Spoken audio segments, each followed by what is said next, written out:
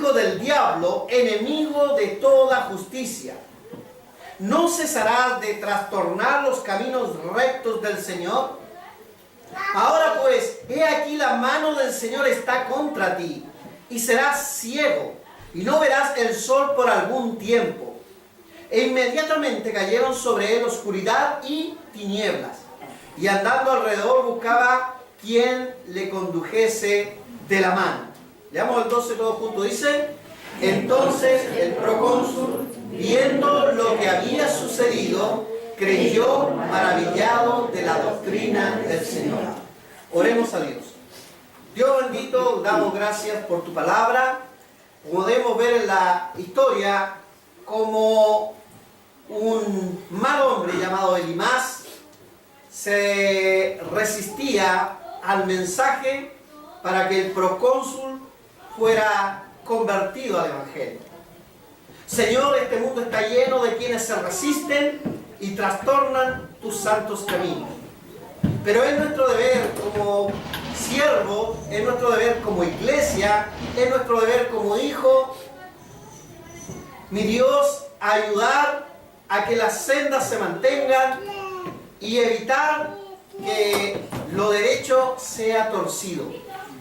Es nuestro deber, Señor, prevenir sobre los que trastornan incluso iglesias enteras.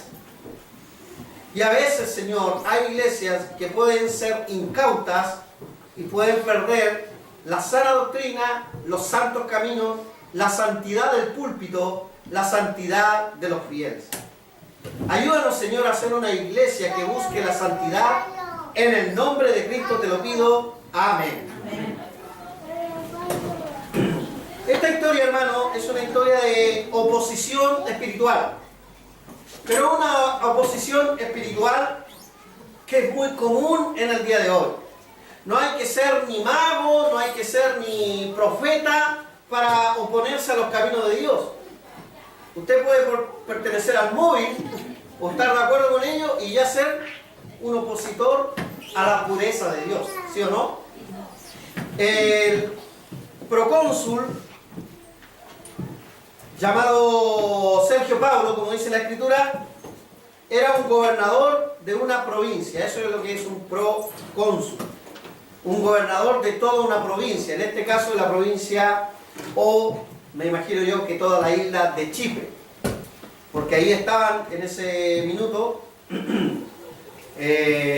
dice, y habiendo atravesado toda la isla hasta Pafos, hallaron a cierto mago, falso profeta judío, llamado Bar Jesús, en el versículo 6. Mire qué interesante.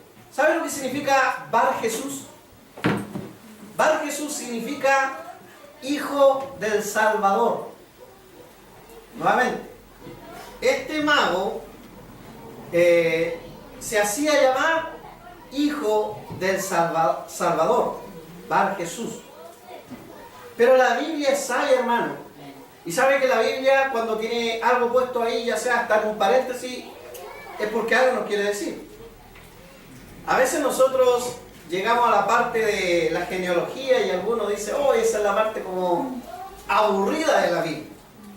Pero todo lo que esté puesto en las Santas Escrituras, hermano, es porque Dios tiene una razón específica de por qué ponerlo ahí. En el versículo 8 dice claramente el paréntesis, o sea, pongamos la énfasis al paréntesis. Dice, pero le resistía Elimás, el mago, pues así se traduce su nombre. Y fue de ahí que me llamó la atención el paréntesis. Yo soy bien curioso, dije, ¿por qué la Biblia le llama Bar Jesús y luego dice que Elimás era la traducción de su nombre? Y así fue como empecé a investigar y a estudiar esta porción de la Escritura y aprendí algo bien interesante. Bueno, como dije, Bar Jesús se hacía llamar, o sea, hijo del Salvador, pero ¿tenía la actitud de un hijo del Salvador este Bar Jesús? No. Entonces ahí entra el paréntesis. Elimás es el nombre que más le calza a este personaje. Y por algo tenía su nombre. ¿Qué significa Elimás? Significa hechicero hábil. Escúcheme bien. Es una traducción, por eso dice, así se traduce su nombre, una traducción que viene del arameo, que significa hechicero hábil. Ahora, este era un hechicero hábil, no un hijo de Jesús ni del Salvador. Se hacía llamar así. No sé si era conocedor de Cristo, al parecer algo sabía, por algo se oponía a Pablo, pero el procónsul quería escuchar ese mensaje y este le resistía. O sea, entiendo yo ahí que él algo sabía de esta doctrina que se estaba propagando llamada la doctrina cristiana. Justamente en este pasaje en Antioquía, por ahí fue donde se le llamó por primera vez a los cristianos cristianos, porque cristiano era un apodo. Pero resulta que esta, digamos, nueva religión no era tan nueva, sino algo ya predicho en las Escrituras hace mucho tiempo, porque Cristo estaba profetizado en las Escrituras. Bueno, este procónsul quería saber de esta, digamos, entre comillas, nueva fe, y él y más, el hechicero hábil, se oponía a eso. Entonces la Biblia entiende que es mejor llamarle a él por su nombre. Y su nombre no es Bar Jesús, como él se hacía llamar. Su nombre es simplemente hechicero hábil. Eso es lo que está diciendo la Biblia. Y la Biblia pone algo ahí para que uno también sea curioso e investigue.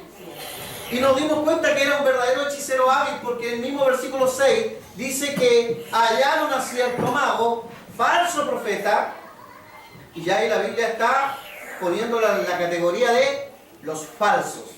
O sea, un hechicero, pero muy hábil. ¿Por qué era hábil? Porque él era el consejero espiritual de un gobernador de toda una provincia. Un consejero principal de un gobernador de una provincia. Eso es este falso profeta. O sea, este Sergio Paulo, procónsul, creía en todos los consejos espirituales que este falso profeta daba. Pero para dar consejos espirituales hay que ser muy hábil. No necesariamente verdadero. ¿Cuántos falsos apóstoles, cuántos falsos profetas existen hoy día que son muy hábiles? Para aquellos que les gusta la información, vea el video que yo subí a YouTube sobre estos evangelistas de la prosperidad. El video se centra específicamente en el tipo de mansiones en las que viven. Falsos evangelistas, falsos apóstoles, falsos pastores que, como Bar Jesús, utilizan nombres como hijos de Dios, pero son simplemente el más hechiceros fraudulentos, pero muy hábiles, muy hábiles. Este tenía tal habilidad y astucia que había logrado un puesto al lado del mismo gobernador. No era menor, hermanos. Bueno, este Bar Jesús, mal llamado Bar Jesús, mal llamado hijo del Salvador, mal llamado hijo de Dios, intentó apartar de la fe al procónsul apenas se enteró de la existencia de estos buenos predicadores como Saulo y Bernabé. Dice el versículo 7, y estaba con él procónsul Sergio Paulo, varón prudente. Este, llamando a Bernabé y a Saulo, deseaba oír la palabra de Dios. Este Sergio Paulo deseaba. ¿Sabe, hermanos? Hay quienes sostienen que el deseo lo pone Dios ahí en los corazones y de ahí viene el tema de la elección. Bueno, la Biblia no habla ni dice que este procónsul haya estado convertido. La Biblia, leamos el versículo 12, el que leímos todos juntos. nos responde un poco a eso. Dice, todo junto, dice, entonces el procónsul, viendo lo que había sucedido, creyó, maravillado de la doctrina del Señor. ¿Cuándo creyó? Después que sucedieron todos los hechos. ¿O creyó antes, hermano? No. Pero sí podemos decir que este era un varón prudente. Lo dice el versículo 7. Versículo 7 dice, Sergio Paulo, varón prudente. ¿Saben lo que es la prudencia?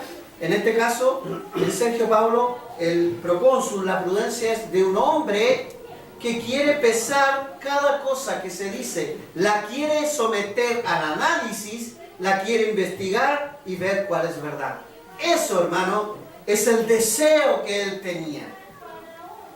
Tenía un deseo legítimo y muy bueno que ojalá lo tuviese todo hombre del mundo, ¿cierto? Toda persona en esta tierra tuviese el deseo de sopesar cada palabra que yo pueda decir, que tú puedas decir, que cualquiera pueda decir. Investigar los hechos es algo muy bueno. Así que este varón prudente tenía un buen deseo basado en su prudencia, no basado en una elección arbitraria. ¿Está de acuerdo? ¿Por qué? Porque no era salvo. ¿Y cuándo fue salvo? Cuando creyó. Porque cuando se es salvo, hermano.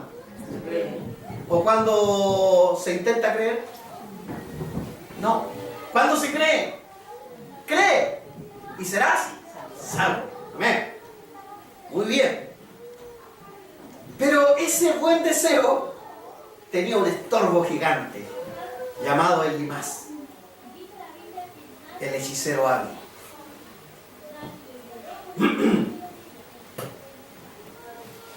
Versículo 8 dice, pero le resistía Elimas el mago, procurando, después del paréntesis, apartar de la fe al procónsul. Este Elimas sabía muy bien que esa fe no podía desenmascarar a él. Este Elimas sabía muy bien que él era falso. Y todo ser falso, cuando sea confrontado a la verdad, será desenmascarado. Bueno, así sucedió en la historia. No hubo nada distinto. Pero algunos hoy día no son tan distintos a Elimas porque resisten a Dios para que otros no escuchen. He conocido personas que le impiden a su esposa ir a la iglesia, o esposas que han sacado a sus maridos de la iglesia. Con mi esposa Paola siempre nos acordamos de un viejo amigo que llegó a los caminos del Señor, creció en los caminos del Señor, estuvo en los caminos del Señor, participando en los caminos del Señor. Lágrimas brotaban de sus ojos después de haber dejado el alcohol, después de haber dejado el cigarro y una vida disoluta en nombre de Cristo. ¿Adivinen quién lo había llevado? La señora. La señora que quería que su marido cambiara, lo llevó a la iglesia. Bueno, el poder de Cristo se vio en esa vida, pero como la mujer era de esas que iba de muy de vez en cuando, no le gustó que se comprometiera tanto el marido. Bueno, esta mujer actuó como Elimas, porque después de ver cómo el compromiso que hizo con Dios, ¿sabe? Hay personas que son sacadas del mismo lodo, y generalmente ese tipo de personas son las más agradecidas, y es por eso que se comprometen a veces más allá del resto de la membresía, porque son muy agradecidos. Y nosotros recordamos a ese hombre como una persona muy agradecida. Pero su mujer empezó a reclamar: ya no te veo en la casa, vas a la iglesia a cualquier hora, haces cualquier cosa y aquí estoy yo. ¿Sabe? Me di cuenta de una cosa: la mujer lo quería rescatar para ella, no para Dios. Y muchas mujeres a veces tienen ese egoísmo. Los quieren para ella, no para Dios.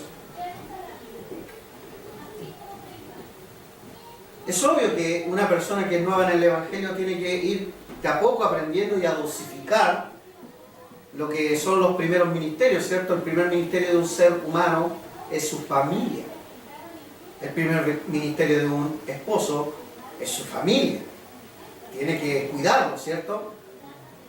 Pero eso es un proceso que se va aprendiendo. Nadie lo aprende así porque se convirtió. Hay un proceso de trabajo. Pero veíamos en él el gran amor. Cuento corto, la señora dejó de ir a la iglesia hasta que lo sacó. ¿Y qué dice la Biblia de las personas que abandonan? ¿Cómo viene su estado a ser después de eso? Peor. En este minuto es peor. Peor que cuando estuvo en los caminos de Dios. Y le digo una cosa, están separados ya hace varios años. Y ella tiene ahora otro hombre, porque la excusa de ella era que quería un hombre para ella. Estoy seguro que toda mujer quiere un hombre para sí mismo, está bien. Pero ella no comprendió que Dios pudo haber hecho un trabajo no solamente con él, sino con ella también. Y es un trabajo que se puede hacer con el tiempo. Ella la resistió. He visto mucha gente que resisten para que otros no escuchen la fe que puede llevarte a los pies de Cristo. Pero también hay personas que solitas se resisten a escuchar. Hay muchas personas que se resisten a escuchar la palabra de Dios. No solamente el Evangelio de salvación. A veces los cristianos caemos en el juego y nos resistimos a escuchar una verdad que nos habla al corazón. Yo a veces digo, la iglesia no es un lugar para entretenerte. ¿O usted cree que sí? No, hermano, si fuera para entretenerte, mire, hay TV cable, hay internet, existen los circos, los estadios, hay revistas con doritos, ¿sí o no? Vaya, entreténgase con algo de eso. La iglesia es para adorar, alabar y crecer en Cristo. La instrucción bíblica, ¿está de acuerdo, hermano, no? Si está de acuerdo, diga fuertemente amén. ¿Está de acuerdo? Amén. Eso es. Y cualquier persona que a veces siente que la iglesia le llegó un palo. Chuta, ese es para mí, el pastor parece que está averiguando mi vida. Y ¿sabe, hermano? Es triste cuando la gente piensa así, porque como que si Dios no fuera a hablarle a usted. No, si Dios tiene que hablarle a los otros. Yo vengo aquí de pasadita nomás y quiero escuchar el mensaje para nosotros. Pero a veces Dios no habla a nosotros, ¿cierto, hermano? Y a veces ese hablar es como ese tirón de oreja que alguna vez recibimos del papá, ¿cierto? Y duele.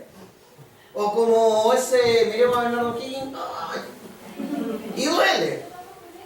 Bueno, los viejos tiempos eran así, ¿cierto? O como el coscorrón por porfiado.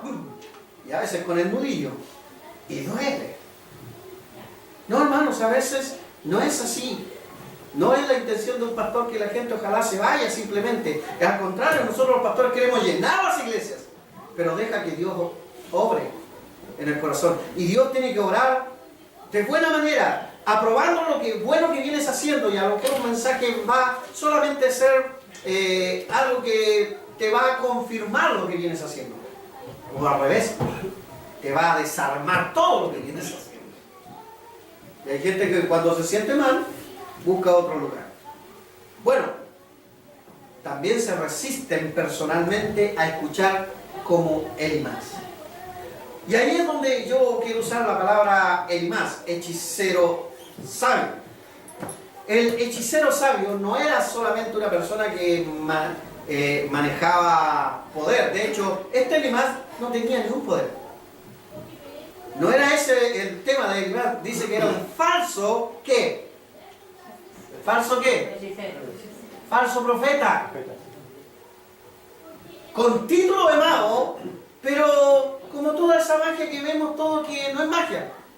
Hemos visto hombres caminar por el agua, hombres caminar por el aire, hombres volar, pero gracias a Dios que salió el mago enmascarado y nos revela todos sus trucos. Así que todo eso que nos parecía a nosotros casi semidioses, ya no son tan semidioses porque gracias al mago enmascarado vemos que son simplemente trucos. ¿Ha visto a la mujer partida por la mitad? El cuerpo allá y los pies acá. Los trucos se ven y se saben. Me encanta ese programa. ¿Cómo le revela los secretos a los mejores magos? Me gustaría que hicieran uno del mago Oli cuando se acuerdan. A ver qué falló ahí en ese truco. Pero bueno, este Elimás, hermanos, era un falso profeta, pero dice que es hábil. ¿Dónde estaba la gracia entonces de este falso? ¿Dónde? En la... Era hábil. Era hábil para adorar la píldora. Era hábil para sobar espaldas. Era hábil para levantar el ego. Era hábil para ganarse el favor del procónsul. Era hábil. ¿Está de acuerdo usted o no? Un hombre muy hábil. No tenía ni un poder, pero créeme que el poder de la lengua levanta imperios y destruye imperios. Porque asimismo el poder de la lengua ha levantado personas y ha destruido almas. No es más espiritual, como decía Adrián Roger, quien hable más en lenguas, sino quien controla la que tiene. Escúchame bien, no es más espiritual quien hable más en lengua, sino el que controla la que tiene. Qué buena frase de este santo hombre que yace con el Señor. Hay muchos Elimás a veces en las iglesias y a veces aún en los hermanos que tienen argumentos para defender lo que Dios condena tajantemente.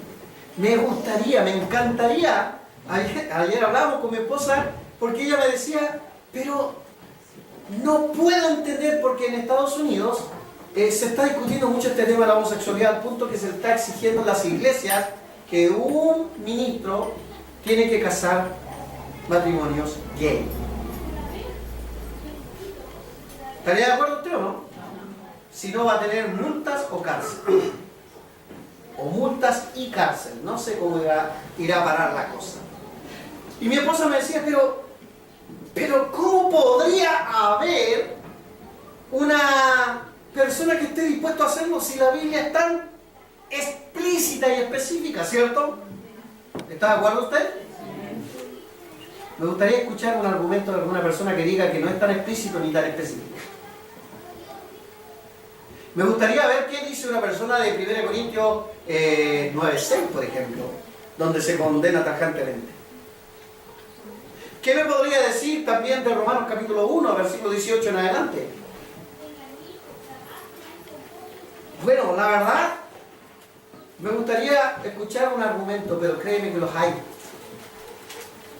Hay iglesias, hermanos, que creen que, ojo, escúchame bien, que la homosexualidad y los homosexuales son hijos de Dios.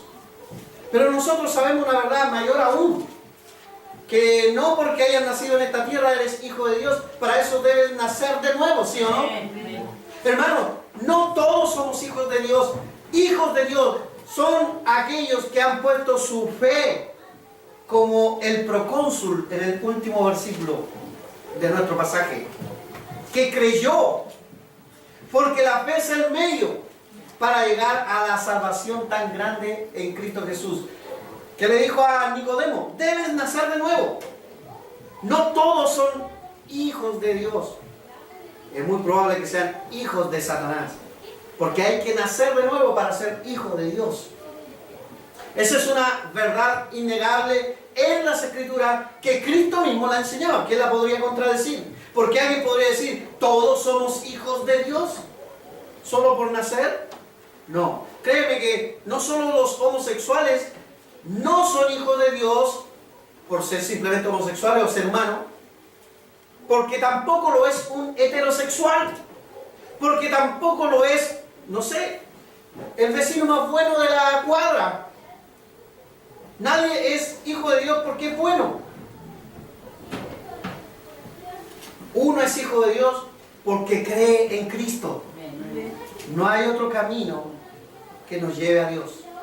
Eso es ser hijo de Dios. Así que esas iglesias que promueven y dicen ellos también son hijos de Dios, como que hay que ir a buscarlo y traerlo al redil. No, están perdidos. Sí hay que ir a buscarlos, sí hay que traerlos al redil, pero no hay que tratarlos como hijos de Dios, hay que tratarlos como gente perdida, pecadora, que necesita arrepentimiento y necesita volver su camino a las sendas derechas que Dios ha trazado. ¿Está de acuerdo? Amén.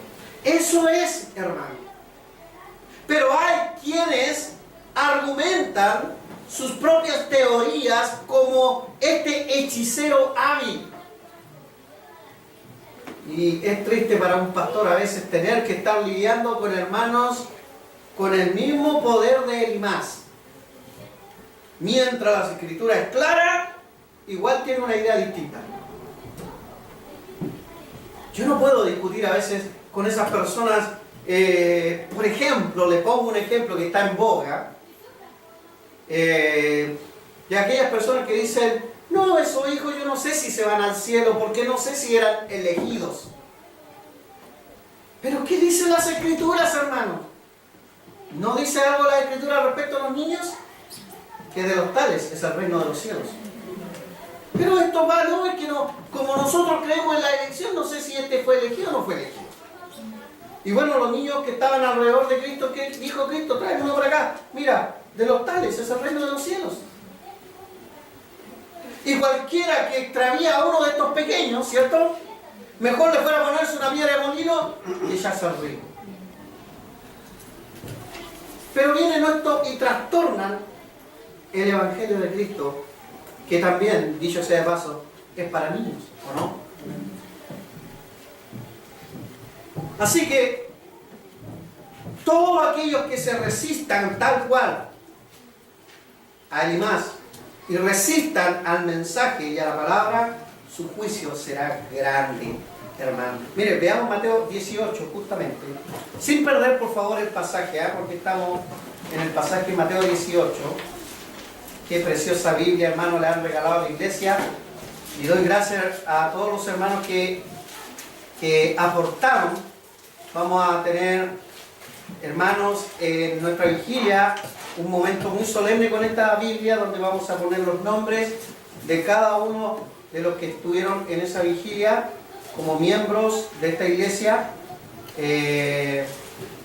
porque esta es la Biblia de esta iglesia, y ustedes aportaron, hermanos, generosamente para poder tener esta linda, preciosa Biblia. Mateo 18, versículo 6-7. Yo estoy más contento que nadie porque desde acá me saltan estas lindas letras. 6-7 dice: y cualquiera que haga tropezar a alguno de estos pequeños que creen en mí, mejor le fuera que se le colgase al cuello que una piedra de molino de asno y que se le hundiese en lo profundo del mar. Oiga, hermano, el juicio es terrible. Anda a ponerle resistencia a tu hijo, anda a ponerle resistencia a tu marido, anda a ponerle resistencia a tu esposa para que estén en los caminos del Señor. Mejor te fuera ponerte una piedra de molino de asno y echarte al mar, a lo profundo del mar. 7. Leamos todos juntos, por favor. Dice: ay del mundo por los tropiezos, porque es necesario que vengan tropiezos, pero ay de aquel hombre por quien viene el tropiezo. Ay de aquellos Elimán que hacen tropezar al hijo, al marido, a la esposa, que hacen tropezar al amigo, etc. Ay de aquellos que se convierten en hechiceros hábiles con sus argumentos, que pueden ser muy convincentes, pero son falsos a la luz de las Escrituras. Hay de ellos, porque de hábiles está lleno este mundo, pero falsos. ¿Cómo se debe tratar a estos falsos, hermanos? Bueno, hay que desenmascararlo. Mire, Tito capítulo 1, por favor, muestra un poco cómo el mismo apóstol Pablo los trata. Bueno, la historia nos cuenta ahí cómo lo trató, pero veamos un poco el consejo que le da a Tito, el mismo apóstol, curtido en tratar y desenmascarar hombres de esta calaña, hombres opositores al mensaje de Dios. No crea que tu pastor es muy distinto, ¿ah? Por favor, y algunos lo saben. No es la carita de ángel la que a veces a uno lo puede hacer enternecer, porque a veces uno ve cómo se resisten a Cristo y cómo quieren resistir al resto. ¿Sabe? He visto cómo hijos también han querido sacar a los padres de la iglesia. Y eso, hermanos, no nos debe dejar intimidar. Uno tiene que confrontar a aquellos que se resisten y andan trastornando los caminos de la fe. Veamos lo que dice el capítulo 1, del 9 al 11. Capítulo 1, del 9 al 11. Hay un consejo ahí que le da a Tito: retenedor de la palabra fiel, tal como ha sido enseñada. O sea, no le cambies nada, por favor. O sea, la palabra fiel tiene que predicarla tal cual está. Hermano, ¿podríamos modificarla? ¿Agregarle? ¿Quitarle? Nada de eso, hermano, está permitido. Mire, para confrontar a este tipo de personas hay que ser, primero que nada, retenedor de la palabra fiel, tal como ha sido enseñada. Así que me encanta escuchar a esas personas que tienen lindos argumentos, muy adornados, hermano, pero totalmente contrario a lo que la Biblia es muy específica. Ojo, es verdad que la Biblia tiene algunos lugares oscuros y difíciles de interpretar, pero no será, hermano, más de un 5%.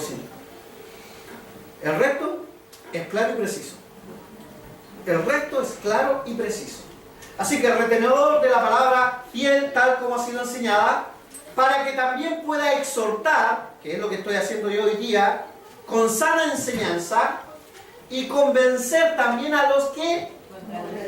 Sí, porque hay gente que contradice, y a veces hay gente que hasta levanta la mano y le contradice al pastor. Pero ojo, a mí me puede contradecir. Pero si la Biblia es clara, mejor no lo haga. No lo haga. Versículo 10. Porque hay aún, que dice, muchos contumaces. ¿Qué es un contumaz? ¿Qué entiende usted por contumaz? Un porfiado. Hay gente porfiada, ¿sí o no?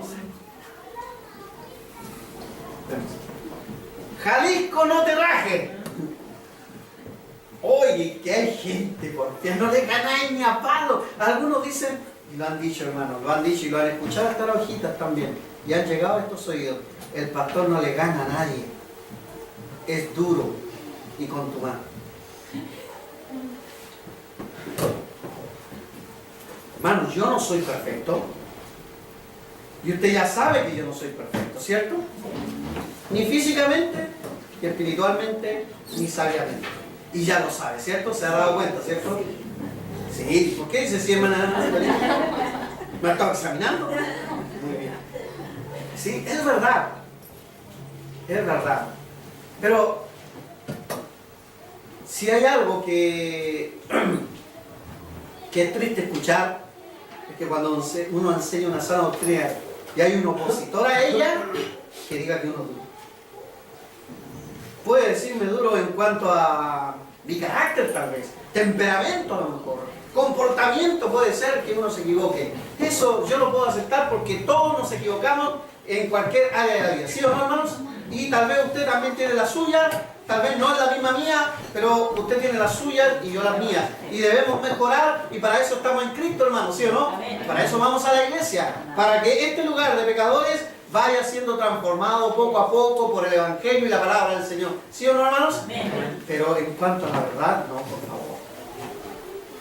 En cuanto a la verdad, que uno defienda con uña y diente la verdad que no debe ser agregada ni quitada, no me hace ser porfiado, sino me hace ser derecho con la palabra.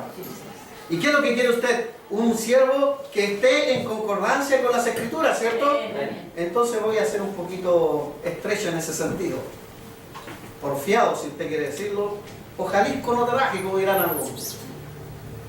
Porque uno tiene que defender la fe que ha sido dada una vez a los santos, ¿cierto? Señor. Y con una y dientes, hermano.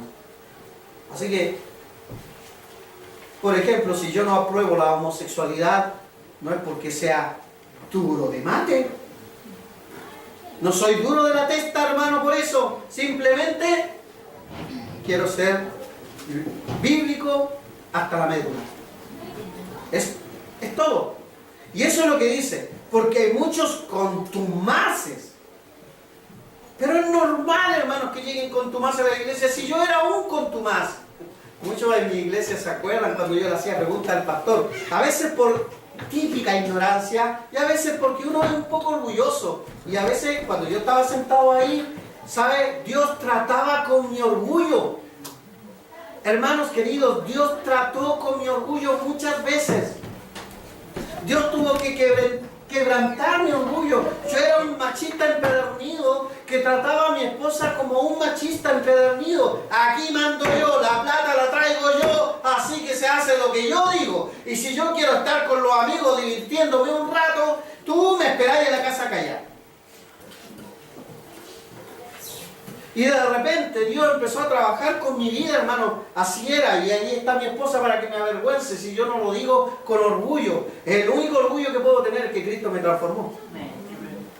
Pero sabe que para transformarme, me hundía en mi banca, y a veces estaba mi esposa sentada al lado inmediatamente mío y me hundía su codo. Y hermano, aquí tengo serias costillas dañadas por causa de esa mujer.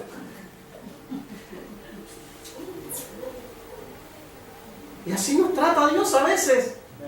Y no queda otra que hablarnos directamente. Yo decía, Dios me habló al hueso, por algo me duele.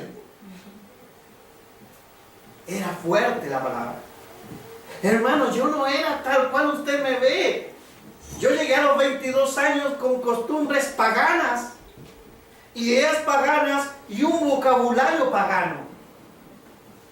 Ahora, ¿tú crees que yo cambié eso de la noche a la mañana tan solo por haberme arrodillado y pedir perdón? Tenía la intención de cambiar, pero no cambié inmediatamente. Porque nadie cambia inmediatamente, ¿o sí? No. Bueno, y si alguien lo logra, gloria a Dios, amén. Pero yo fue un proceso. ¿Cómo me encantaría, hermano, en honor a la verdad, haber tenido una grabación de aquellos días, hermano, para mi vergüenza misma, pero estoy seguro que Dios la tiene allá arriba, y me diga, mira, este eras tú, escúchate. Y que todos ustedes escuchan. Y este eres tú ahora. Y que el mismo Dios, ojalá nos preste el video de cada uno de ustedes. Mire, esta es la hermana Dalila. Mire lo que decía de Dios, mire lo que decían los hermanos, los amigos. Mire el idioma de Luis, que tan santito se ve. Pero Dios transforma, hermano.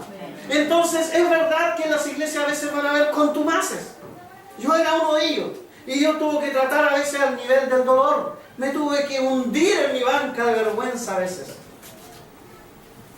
Yo fui uno de esos que también sintió algún día ganas de pararme e irme porque creí que el pastor estaba hablándome a mí nomás. Como que yo miraba, puche, y el resto, parece que nadie siente el dolor de la predicación. No me está hablando a mí. Y ahí es como que uno se ofusca con el siervo, ¿cierto? Pero si yo era objetivo y veía los versículos que eran expuestos, los pasajes que eran tratados, tenía razón. Entonces, muchas veces nosotros, sin querer, nos podemos poner en el punto de Elimás, hechicero hábil. Y no queremos perderlas todas. Tengamos cuidado con esa actitud, hermano, porque hay que tratar a esos hombres. Dice, porque hay muchos contumaces, habladores de vanidades y también engañadores, como dice acá. Mayormente los de la circuncisión, los judíos, estos que decían que para ser salvo hay que circuncidarse. 11. A los cuales es preciso tapar la boca, que trastornan casas enteras, enseñando por ganancia deshonesta lo que no conviene. Doy gracias a Dios que muy rebelde habré sido, pero gracias a Dios no llegué al punto de trastornar ni una casa. Y ahí está la sabiduría también de mi pastor, que mientras veía en mí ideas contumaces o vanidades, no tenía por qué utilizarme en el liderazgo. ¿Está de acuerdo usted o no? ¿Y puede el pastor poner a una persona que siempre está contradiciendo y por último, para que no se vaya a la iglesia, le damos un cargo? ¿Estaría de acuerdo? No, porque terminará con un grado de autoridad y te va a trastornar casa entera. ¿Sí o no? Mejor que deje al pastor solito. Mejor dejarlo solo. Así que, ¿cómo tratar a tal hombre? Con la palabra fiel, como dice el retenedor de la palabra fiel, trátalo, porque hay muchos contumaces, habladores de vanidades, a los cuales es preciso, versículo 11, tapar la boca. ¿Cómo se tapa la boca? Enseñando, encarando, hablando derechamente. No hay otra manera. Pero ojo, uno va a ser mal visto cuando tenga que tratar a alguien frente a frente. Porque a nadie le gusta que le digan las cosas, ¿cierto? Así que, ten cuidado con levantar tu mano a la pega del cielo. Cuidado con levantar tu mano contra la labor del cielo. Porque esa es. La única manera de tapar la boca a veces de nosotros mismos cuando somos contumaces es enfrentándolo, es diciéndolo. No es escondiéndolo y dejándolo pasar. Y hay personas que a veces les gusta dejar pasar las cosas y no las hablan ni las encaran. A veces se van de la iglesia y después vuelven y no las hablan y no las encaran. Y quieren que sean muy bien tratados sin hablarlo y sin encararlo. Se han resistido cual Elimás y han trastornado hasta vidas enteras y después quieren que nadie les diga nada. Y que la iglesia es una iglesia de amor que solamente debe aceptarlo. Hermano, cuando los hijos pródigos vuelven, estamos felices y contentos, ¿sí o no, hermanos? Sí. Pero también hay que tratar el tema. ¿O no? Es necesario hacerlo así. Ya, vamos avanzando para terminar. Volvamos ahí al pasaje en Hechos 13. Me llama mucho la atención el versículo 10, todos los títulos que Pablo sí le concede a este Elimás, a este falso hombre. Parto del 9, dice entonces Saulo, que también es Pablo, lleno del Espíritu Santo, o sea, un hombre controlado totalmente por la palabra de Dios, por el Espíritu de Dios, Dios mismo en su vida, fijando en él los ojos, nos miró a los ojos. ¿Saben qué son los ojos? Las ventanas del alma. Y se puede ver cuando uno miente. Se puede ver. Mamá, ¿sí o no que usted sabe cuando su hijo miente a veces con mirarle a los ojos? ¿Sí o no? Mi esposa me mira a los ojos, no me dice, me está mintiendo. Y yo le miro a los de ella. Y me cuesta un poco porque usa lente. Versículo 10. Y aquí están todos los títulos para Elimás. Los títulos que Dios verdaderamente le quiere dar a Elimás. Le dice, oh, lleno de todo engaño y de toda maldad. Título, hijo del diablo. Hijo del diablo. Enemigo de toda justicia.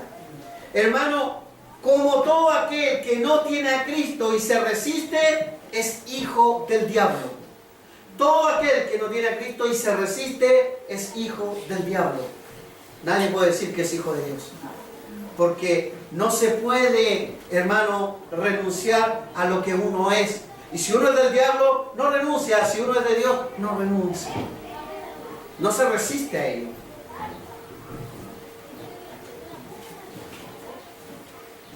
Todo aquel que se opone a los planes de Dios, cumple el papel de Satanás.